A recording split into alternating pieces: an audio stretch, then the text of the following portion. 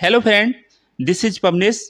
हम आपके समझ लेकर के आए हैं अमेरिकन राइटर रॉबर्ट फ्रस्ट की प्रसिद्ध पोएम मेंडिंग बॉल।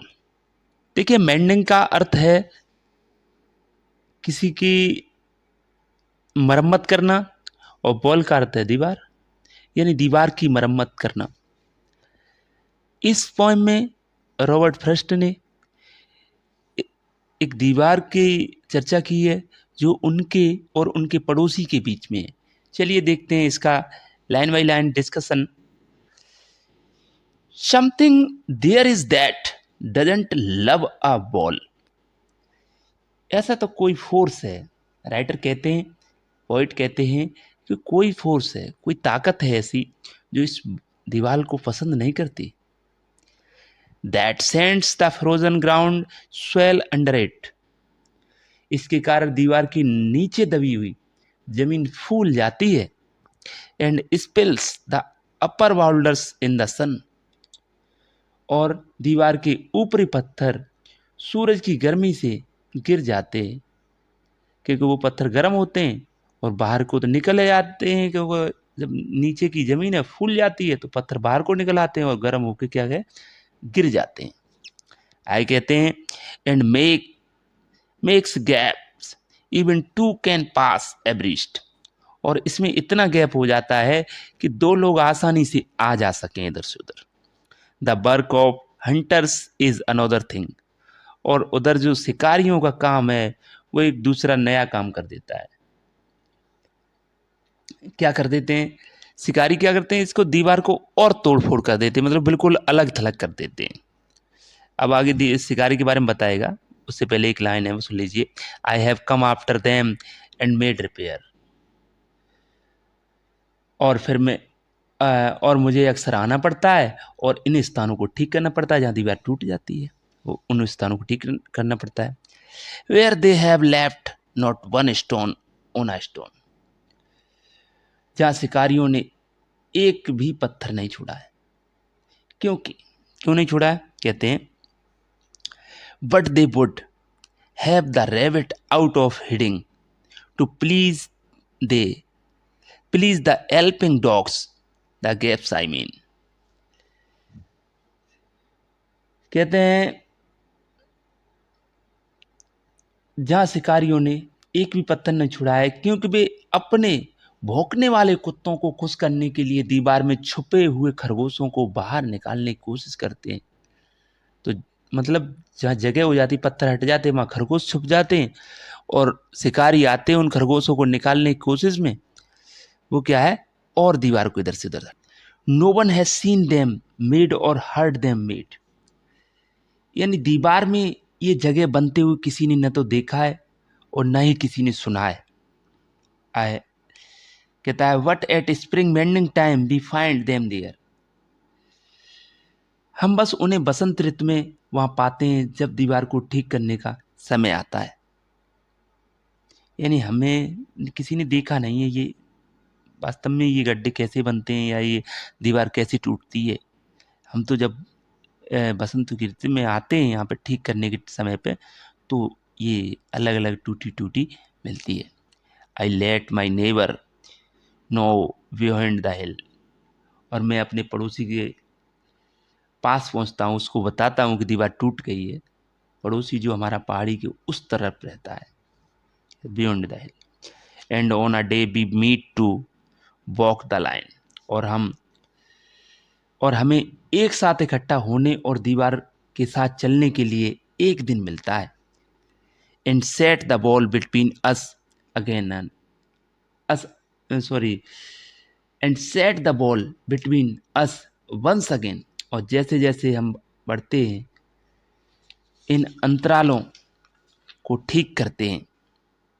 हमें एक ही दिन मिलता है उसके लिए, सेट करने के लिए। और आगे कहता है to each the we keep the ball between us as we go. वह दीवार को और एक लाइन और देख लीजिए, to each the boulders that have fallen to each. कहता है we keep the ball between us as we go. वह दीवार को यानी हम दोनों तरफ दीवार को कि अपनी अपनी तरफ चलते हैं और मैं अपनी तरफ की दीवार ठीक करता हूँ और वह अपनी तरफ की दीवार ठीक करता है।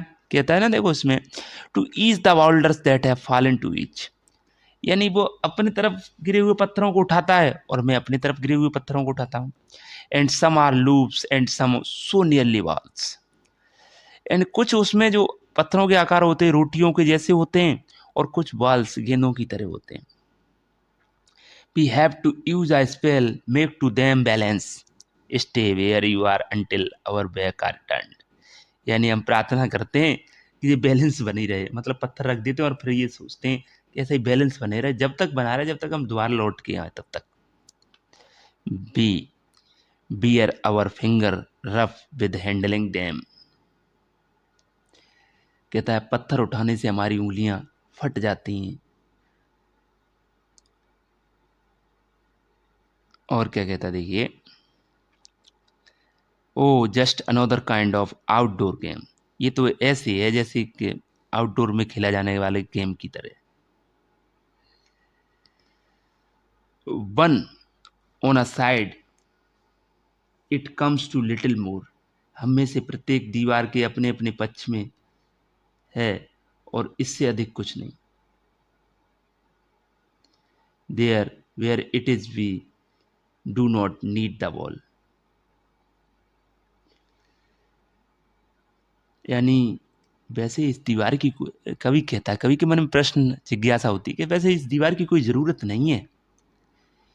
He is all pine and I am Apple orchard, कि उसके तो सारे देवदार के पेड़ हैं और हमारे एप्पल का बगीचा है। कभी कहता हमारा एप्पल का बगीचा, उसके सभी दीवार को उस तरफ तो इसके पाइन के पेड़ हैं, देवदार के पेड़ हैं। कहता माई एप्पल ट्रीज विल, थोड़ा सा कभी हंसी मजाक में करने की कोशिश करता है, my apple trees will never get across, हमारे पेड़ के मतलब ये कहता है हमारे जो पेड़ हैं वो दीवार पार करके उसके चीड़, कहता है एक लाइन और पढ़िए उसके बाद समझ में आएगा। And eat the corns under his pines I tell him, मैं उससे कहता हूँ, राइटर क्या कहता है, my apple trees will never get across and eat the corns under his pines I tell him, मैं उससे कहता हूँ कि ऐसा नहीं है कि मेरे सेब के पेड़ दीवार पार करके उसके चीड़ के संग खाएंगे। ओनली ही सेज, लेकिन तब वह कहता है, यानी तब मेरा पड़ोसी क्या कहता है, only says good fences make good neighbours, लेकिन वह बस यह जवाब देता है कि अच्छे पड़ोसियों के लिए अच्छी दीवारें जरूरी हैं। Spring in my mischief in me and I wandered, चूंकि यह बसंत है और मैं शरारती महसूस करता हूँ, मुझे आश्चर्य है। क्या आश्चर्य है? If I could put notion in his head why do they make good neighbours isn't it, क्या मैं अपने पड़ोसी से खुद पूछ सकता हूँ वे क्यों आवश्यक हैं, दीवार क्यों आवश्यक है? क्या यह केवल तभी सच है जब, कब, वेयर देयर आर काउ, आप अपनी पड़ोसी की गाय अपने खेत से बाहर रखने की कोशिश कर रहे हैं, but there are no cow, यानी वो राइटर कहता है कि ये दीवार इसलिए जरूरी है कि आप अपनी जो पड़ोसी की गाय हैं उनको बाहर रखने की कोशिश कर रहे हैं, लेकिन यहाँ तो कोई गाय ही नहीं है। और आगे देखिए क्या कहता है,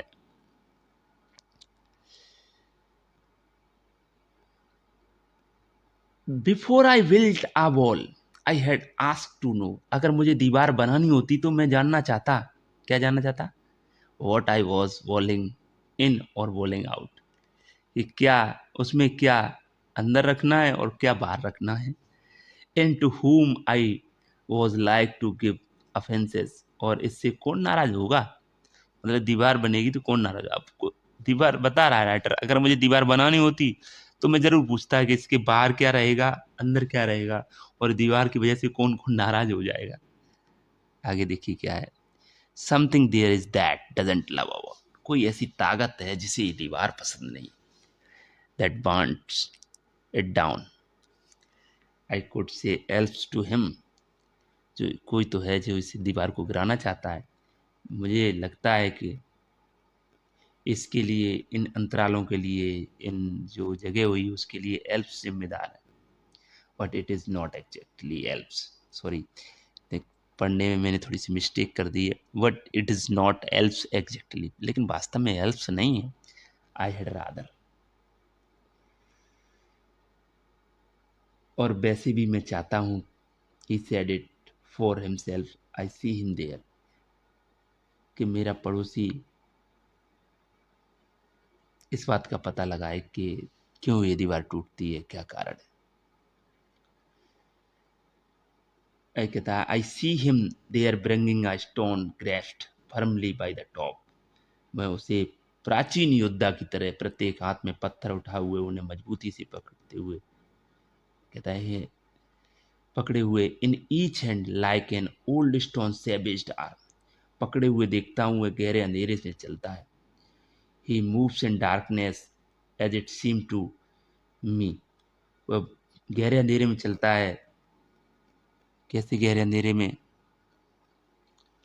not of wood only and the shade of trees, seed of trees, सिर्फ जंगल या पेड़ों के अंधेरे में नहीं, तो फिर क्या? He will not go behind his father saying, वह दुनिया के बारे में अपने निर्धारित विचार से परे नहीं सोचना चाहता। और क्या कहता है writer poet?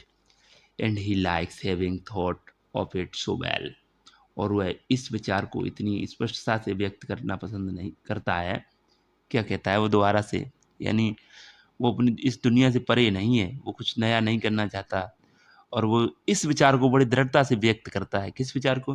He says again, वह दोबारा से कहता है। यानी पोइट कह रहा है कि उसका पड़ोसी इस विचार को बार बार व्यक्त करना चाहता है। कौन सा विचार है? He says again, good fences make good neighbours, इसलिए वह इसे फिर से कहता है, अच्छे पड़ोसियों के लिए अच्छी दीवारें आवश्यक हैं। ये रॉबर्ट फ्रस्ट की बहुत ही प्रसिद्ध पोएम थी। परीक्षा की दृष्टि से ये बहुत ही इम्पोर्टेंट है। अगर हमारा ये वीडियो पसंद आया हो तो लाइक करें, शेयर करें, सब्सक्राइब करें।